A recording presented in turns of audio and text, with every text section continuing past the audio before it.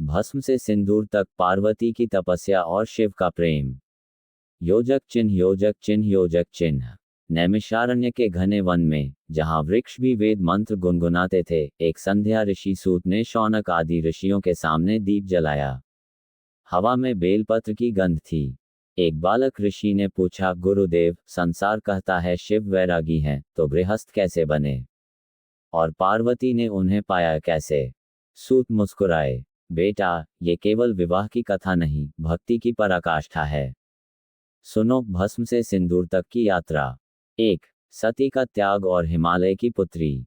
दक्ष प्रजापति की पुत्री सती ने शिव को पति रूप में वरण किया था, लोकलाज के विरुद्ध। पर दक्ष यज्ञ में जब शिव का अपमान हुआ, सती ने योगाग्नि में देह त्याग दी। शिव का हृदय शून्य हो गया। वे कैलाश पर समाधि में लीन हो गए, न भूख न निद्रा, केवल मौन। जटाओं में गंगा, गले में सर्प, अंग पर भस्म। देवता व्याकुल थे, क्योंकि तारकासुर का अत्याचार बढ़ रहा था, और भविष्यवाणी थी कि उसका वध केवल शिव पुत्र कर सकता है। उधर हिमालय और मैना के घर एक कन्या जन्मी, पार्वती। नारद ने कहा, ये वही आदिशक्ति है, सती का पुनर्जन्म। पर शिव को पाना सरल नहीं होगा, वे तो समाधि में हैं। बाल्यावस्था से ही पार्वती के खेल शिव में थे। वह मिट्टी के शिवलिंग बनाती, बेलपत्र चढ़ाती, नमः शिवाय जपती। मैना चिंतित होती, बेटी, राजकुमारी होकर भस्मधारी योगी को क्यों पूछती हो? पार्वती हंस देती, माँ, वह योगी ही मेरे प्राण हैं। जन्म जन्म का नाता है। 2. प्रथम दर्शन और कामदेव का दहन। यौवन आने पर पार्वती ने हिमालय से कहा, पिताजी, मुझे शिव की सेवा करने दीजिए। हिमालय ने अनुमति दी। पार्वती अपनी सखियों जया विजया के साथ कैलाश गई। वहां शिव ध्यानमग्न थे, नेत्र बंद। पार्वती नित्य फूल चुनती, आसन बिछाती, चरणों के पास बैठकर जप करती। शिव नेत्र नहीं खोलते, पर वातावरण बदल गया था, कैलाश की हवा में कोमलता घुल गई थी। देवताओं ने देखा, समय बीत रहा है। उन्होंने कामदेव को भेजा। कामदेव ने आम्र मंजरी का बाण चलाया। शिव की समाधि टूटी। तीसरा नेत्र खुला और एक क्षण में कामदेव भस्म हो गए। रति विलाप करने लगी। पार्वती स्तब्ध रह गई। शिव ने कठोर स्वर में कहा, तपस्वी के मार्ग में मोह नहीं चलता, देवी। लौट जाओ। पार्वती की आंखें भर आईं, पर हृदय नहीं टूटा। उसने मन में प्रण किया, यदि प्रेम से नहीं, तो तप से पाऊंगी।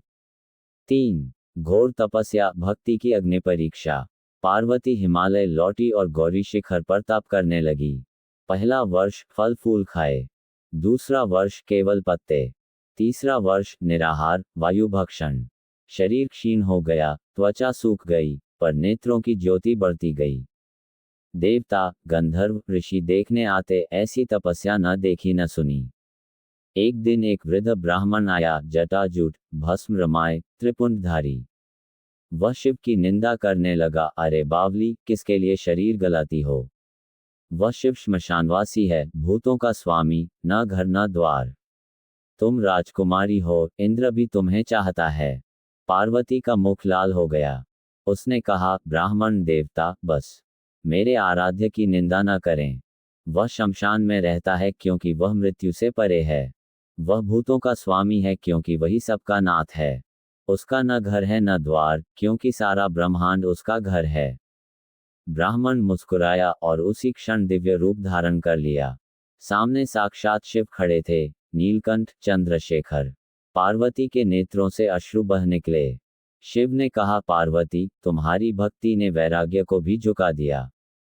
मैं तुम्हारा हुआ। पार्वती ने प्रणाम किया, प्रभु, परीक्षा मत लीजिए। मैं तो जन्म जन्म से आपकी हूँ। 4. विवाह की तैयारी, 2 लोकों का मिलन। हिमालय में आनंद छा गया। पर मैना व्याकुल थी, जमाए श्मशानवासी, बाराती भूत प्रेत। नारद ने समझाया, माँ, ये लौकिक वर नहीं, स्वयं महादेव हैं। विवाह का दिन आया। शिव बारात लेकर चले, नंदी पर सवार, भस्म रमाए, सर्पों के आभूषण, डमरू की ध्वनि। साथ में भूत, प्रेत, पिशाच, गण, विचित्र बारात। हिमालय नगरी के लोग डर गए। मैना मूर्छित हो गई। पार्वती ने शांत स्वर में कहा, माँ, भय मत करो। ये रूप भी उन्हीं का है जो संसार का कल्याण करते हैं। तब शिव ने अपना सौम्य रूप धारण किया, दिव्य आभूषण, रत्नजटित मुकुट, गौरवर्ण। मैना का भय आनंद में बदल गया।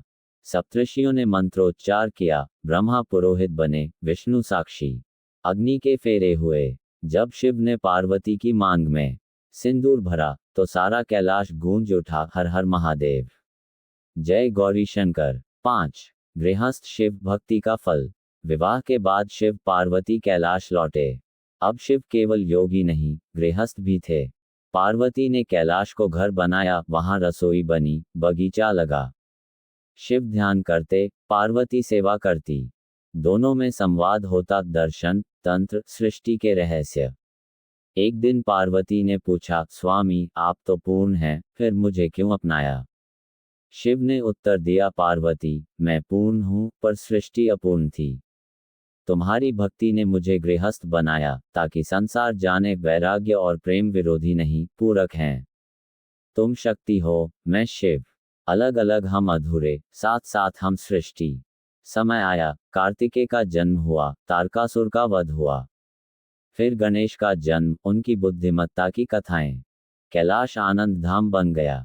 6. भक्ति का सार। वर्षों बाद एक ऋषि ने पार्वती से पूछा, माता आपने शिव को तप से पाया, प्रेम से पाया, या सेवा से? पार्वती मुस्कुराई, तीनों से, पर सबसे अधिक धैर्य से। शिव परीक्षा लेते हैं, पर छोड़ते नहीं। जो सच्चे मन से पुकारे, वह भस्मधारी भी सिंदूर बनकर मांग में सज जाता है। सूत ने कथा समाप्त की। नैमिषारण्य में सन्नाटा था, फिर जयकार गूंजा, उमा महेश्वर की जय। कथा का मर्म। शिव पार्वती की कथा केवल विवाह नहीं, ये संदेश है कि ईश्वर को पाने के लिए न कुल चाहिए, न रूप चाहिए, अटूट श्रद्धा, धैर्य और समर्पण। पार्वती ने दिखाया कि भक्ति में जब मैं मिट जाता है, तो स्वयं शिव तुम बनकर उतर आते हैं। इसे 3-4 आवाजों में कथावाचक शिव, पार्वती, सूत, नारद, मैना रिकॉर्ड किया जा सकता है। बीच बीच में धीमा संगीत, डमरू, शंख, मंत्र का बैकग्राउंड साउंड रखने से प्रभाव बढ़ेगा।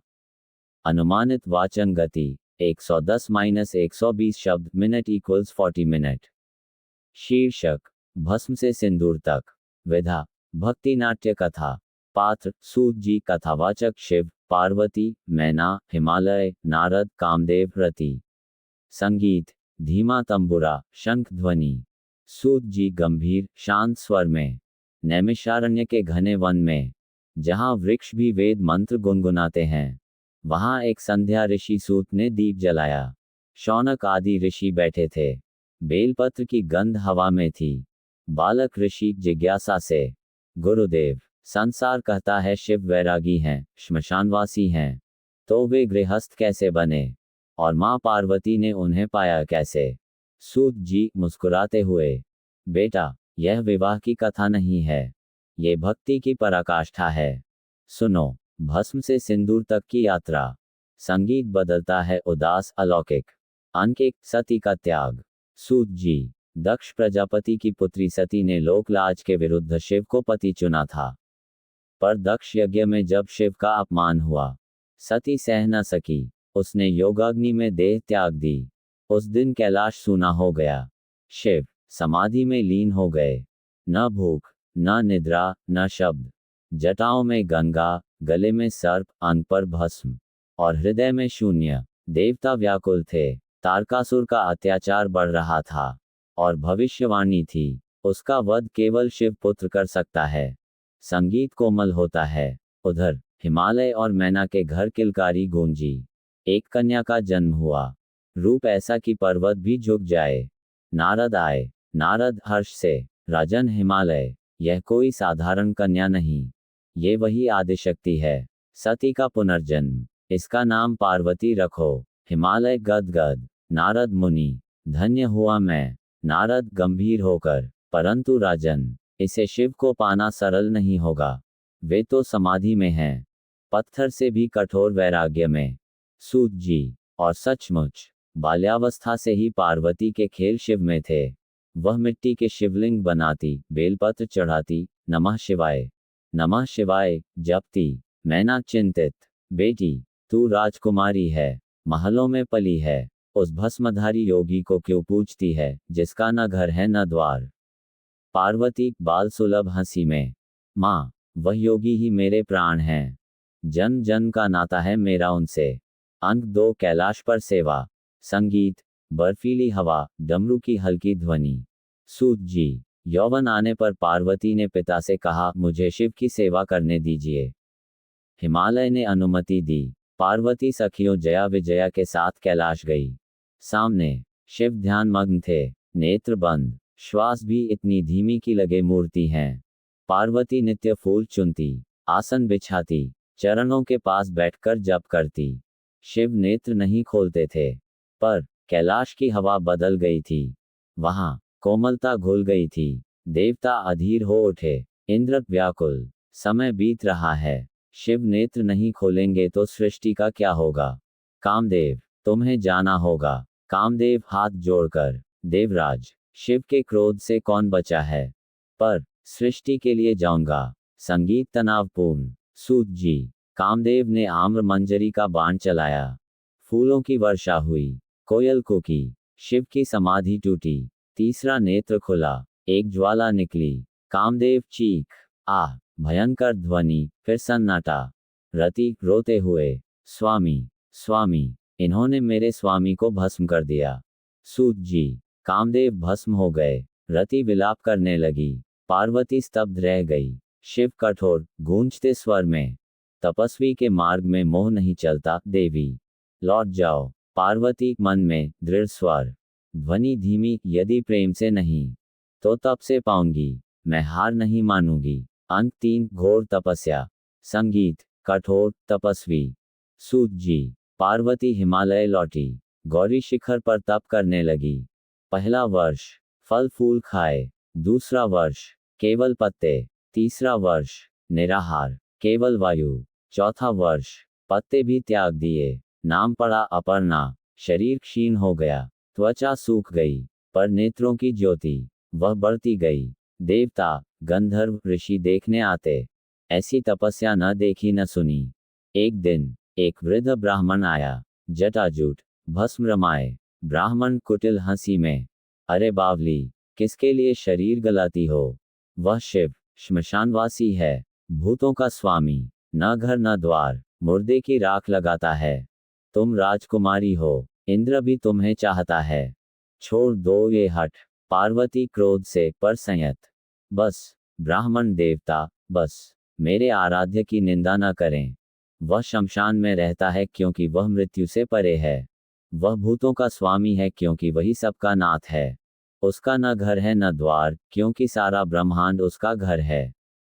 वह राख लगाता है क्योंकि वही अंतिम सत्य है। संगीत दिव्य होता है। सूत जी। ब्राह्मण मुस्कुराया, और उसी क्षण दिव्य प्रकाश फैल गया। सामने साक्षात शिव खड़े थे। नीलकंठ, चंद्रशेखर, जटाओं में गंगा। पार्वती फूट फूट कर रोते हुए, प्रभु। शिव कोमल गहरे स्वर में, पार्वती उठो, तुम्हारी भक्ति ने वैराग्य को भी झुका दिया। मैंने काम को भस्म किया था, पर तुम्हारे प्रेम को नहीं कर सका। मैं तुम्हारा हुआ। पार्वती हाथ जोड़कर, प्रभु परीक्षा मत लीजिए, मैं तो जन्म जन्म से आपकी हूँ। अंक 4 बारात। संगीत मंगल ध्वनि, फिर डमरू। सूत जी। हिमालय में आनंद छा गया, पर मैना व्याकुल थी। मैना घबराकर, हाय मेरा जमाई श्मशानवासी, बराती भूत प्रेत, मेरी फूल सी बच्ची। नारद, माँ भय मत करो, ये लौकिक वर नहीं, स्वयं महादेव हैं। सूत जी। विवाह का दिन आया। शिव बारात लेकर चले, नंदी पर सवार, भस्म रमाए, सर्पों के आभूषण, डमरू की ध्वनि, साथ में भूत प्रेत पिशाच गण। विचित्र बारात। हिमालय नगरी के लोग डर गए। मैना मूर्छित हो गई। पार्वती शांत अडिग, माँ भय मत करो, ये रूप भी उन्हीं का है जो संसार का कल्याण करते हैं। सूत जी। तब शिव ने अपना सौम्य रूप धारण किया। दिव्य आभूषण, रत्नजटित मुकुट, गौरवर्ण। मैना का भय आनंद में बदल गया। सप्तऋषियों ने मंत्रोच्चार किया। ब्रह्मा पुरोहित बने, विष्णु साक्षी, अग्नि के फेरे हुए। और जब शिव ने पार्वती की मांग में सिंदूर भरा, शंख घंटा जयकार, संवेद स्वर, हर हर महादेव। जय गौरी शंकर। अंक 5 गृहस्थ शिव। संगीत शांत घरेलू। सूत जी। विवाह के बाद शिव पार्वती कैलाश लौटे। अब शिव केवल योगी नहीं, गृहस्थ भी थे। पार्वती ने कैलाश को घर बनाया, रसोई बनी, बगीचा लगा। शिव ध्यान करते, पार्वती सेवा करती। दोनों में संवाद होता, दर्शन, तंत्र, सृष्टि के रहस्य। पार्वती कोमलता से, स्वामी आप तो पूर्ण हैं, फिर मुझे क्यों अपनाया? शिव मुस्कुराते हुए, पार्वती मैं पूर्ण हूं, पर सृष्टि अपूर्ण थी। तुम्हारी भक्ति ने मुझे गृहस्थ बनाया ताकि संसार जाने, वैराग्य और प्रेम विरोधी नहीं, पूरक हैं। तुम शक्ति हो, मैं शिव। अलग अलग हम अधूरे, साथ साथ हम सृष्टि। सूत जी। समय आया, कार्तिकेय का जन्म हुआ, तारकासुर का वध हुआ, फिर गणेश आए, कैलाश आनंद धाम बन गया। वर्षों बाद एक ऋषि ने पार्वती से पूछा, ऋषि माता आपने शिव को तप से पाया, प्रेम से पाया या सेवा से? पार्वती मधुर हंसी, तीनों से, पर सबसे अधिक धैर्य से। शिव परीक्षा लेते हैं, पर छोड़ते नहीं। जो सच्चे मन से पुकारे, वह भस्मधारी भी सिंदूर बनकर मांग में सज जाता है।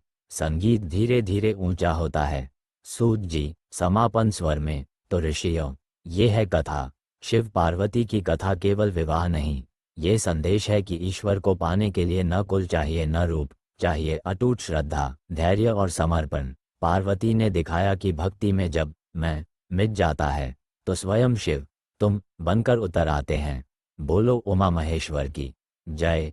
शंख ध्वनि, हर हर महादेव का जयकार। संगीत समाप्त।